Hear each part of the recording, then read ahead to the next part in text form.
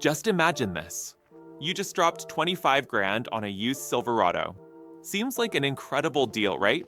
V8 engine purring, spacious cab, that feeling of power on the road. 2 weeks later, the transmission starts slipping.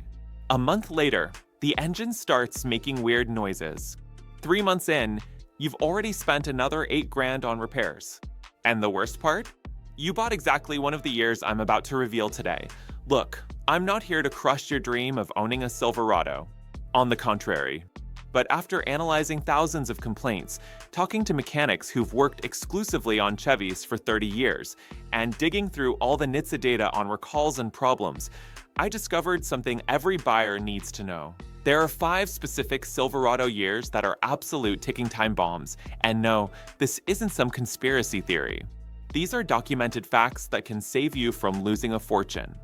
Actually, if you already own a Silverado or you're thinking about buying one, stick around till the end, because at number 1, I'm gonna reveal the worst year of all, the one that even Chevrolet's own mechanics avoid. Before we dive into this explosive list, hit that subscribe button. Seriously, every week I bring you information that dealers would rather you didn't know.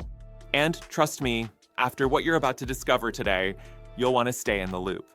Number 5, 2014 Silverado, the beautiful liar. The 2014 Silverado arrived as the new generation, completely redesigned, promising to be the truck of the future. Modern design, updated interior, cutting-edge technology. It seemed too perfect. And it was. Too perfect to be true. The problem started with the Ecotec 3 engine. GM promised fuel economy without losing power. What did they deliver? An engine with AFM, active fuel management, that literally destroyed itself. You know that system that shuts off half the cylinders to save fuel? Yeah, it caused premature wear on the lifters, resulting in catastrophic engine failure with less than 100k miles. But wait, it gets worse. The 6L80 transmission in this specific year had a factory defect in the torque converter. Result? Violent vibrations at cruising speed, something owners describe as driving over railroad ties. GM even released a technical bulletin about it, but never did a full recall. And the dashboard? Oh, the dashboard. Cracks would appear out of nowhere, like the plastic had an expiration date. Owners report spending $1,500 to $2,000 just to replace the dash. For a manufacturing defect. The most ironic part? The 2014 won Truck of the Year. I guess the judges didn't drive it past 50k miles.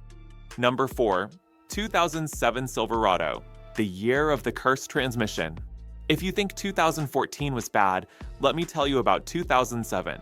This was the first year of the second generation GMT 900, and it seems like GM used buyers as guinea pigs. The 4L60E transmission from this year is legendary, but not in a good way. It had the nasty habit of just dying. No warning. You're cruising down the highway at 70 miles per hour and suddenly, bam, no transmission. Mechanics report the problem was in the solenoid design and the undersized cooling system. Average repair cost? $3,500. And the worst part, even after the fix, the problem often came back. Some owners report rebuilding the transmission 3 times in 150k miles. But it doesn't stop there. The 5.3L engine from this year had a serious problem with excessive oil consumption. We're talking about adding a quart every 1,000 miles.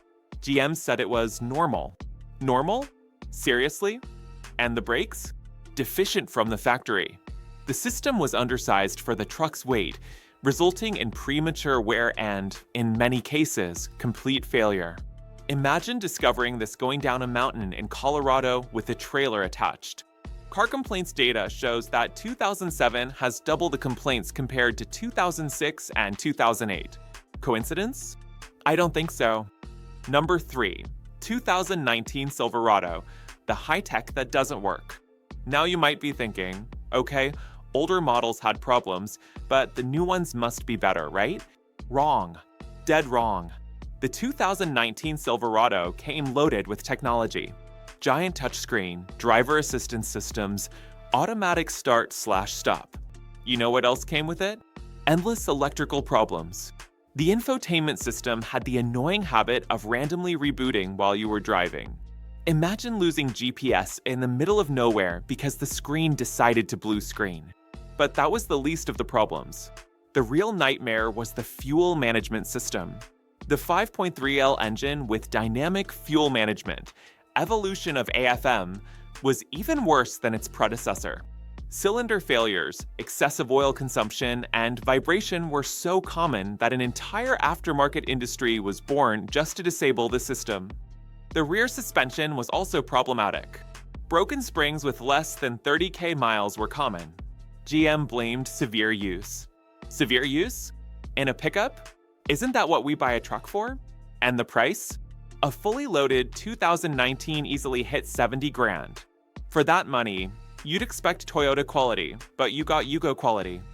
Number 2, 2004 Silverado, the brake system nightmare.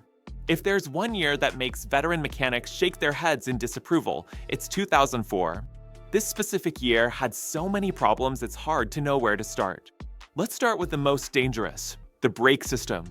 The 2004 Silverado had one of the biggest recalls in GM history, over 1 million units. The brake lines corroded from the inside, causing total failure without warning. Now imagine discovering this at 65 miles per hour with your family in the truck. But wait, there's more. The power steering system had an absurd failure rate. The pump would just stop working, usually at the worst possible moment. Trying to maneuver a Silverado without power steering is like bench pressing 600 pounds. Possible, but you don't want to be in that situation. The automatic transmission was also problematic. Not as bad as 2007, but close. Owners reported violent jerking during gear changes and constant slipping. Average repair cost? $2,800 if you were lucky. And the cherry on top, instrument cluster wiring problems caused total failures. Dead speedometer, crazy fuel gauge, warning lights lighting up like a Christmas tree. Some owners literally drove blind, not knowing speed or fuel level. Number 1, 2015 Silverado, the worst year ever. And finally, we arrive at the absolute champion of problems. If you have a 2015, I'm sorry. If you're thinking about buying one, run fast. The 2015 managed the impressive feat of combining all the problems from previous years and adding some unique ones.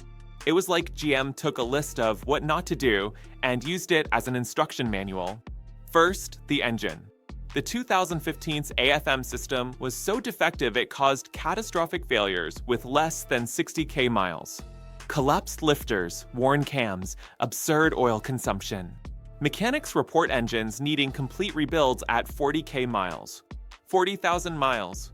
The new 8L 98-speed transmission that year was a complete disaster. Violent shuddering, harsh shifts, and the famous Chevy shake, a vibration so strong it made your teeth chatter. GM tried to fix it with software updates. Spoiler, it didn't work. The electrical system was a horror show on its own. BCM, body control module. Failures caused random breakdowns. Doors that wouldn't lock, windows that didn't work, lights that turned on by themselves. Some owners report waking up to dead batteries because the interior lights stayed on all night. But the real scandal? The air conditioning. In a $50,000 vehicle, the AC stopped working with less than 20k miles.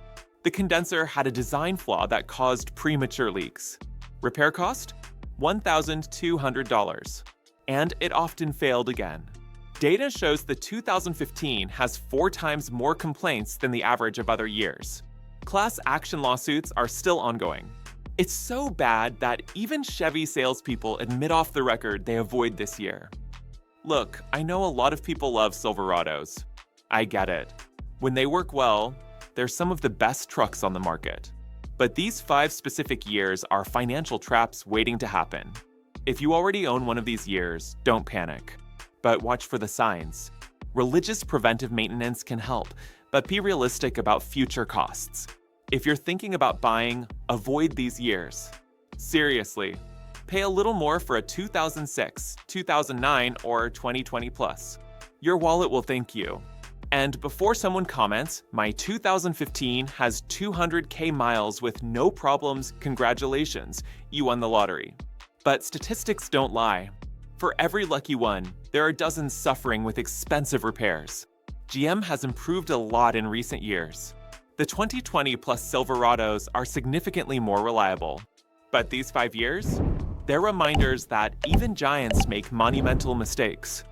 If this video saved you from buying a lemon or confirmed your suspicions about your Silverado, hit that like button. Seriously, it helps the channel reach more people who need this information. And comment down below, do you have or did you have a Silverado from these years?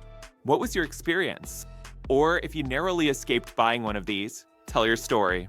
Let's create a community of Silverado survivors. Next week, I'll be back with 5 Silverados that are indestructible. Yes, they exist, and you need to know which ones. Until then, drive safe and always research before you buy.